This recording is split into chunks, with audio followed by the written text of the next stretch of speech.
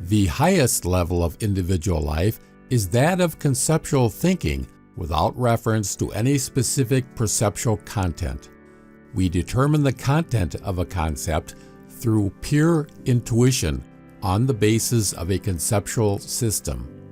Such a concept contains, at first, no reference to any specific percepts.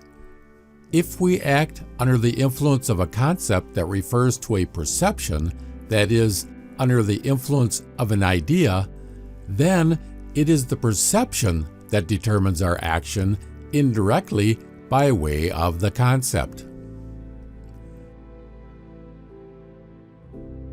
But when we act under the influence of pure intuitions, the driving force of our action is pure thinking.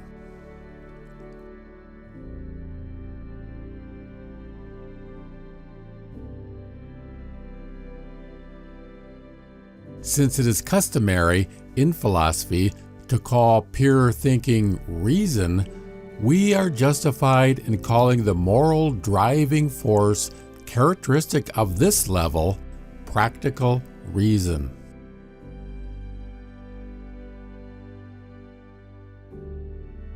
The clearest account of this driving force of the will has been given by Crayenbuhl.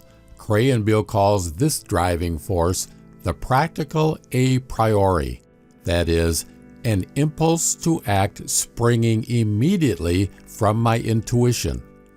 It is clear that such an impulse does not, strictly speaking, belong to the characterological disposition. For what acts here as driving force is no longer something purely individual, but is the conceptual and therefore the universal content of my intuition.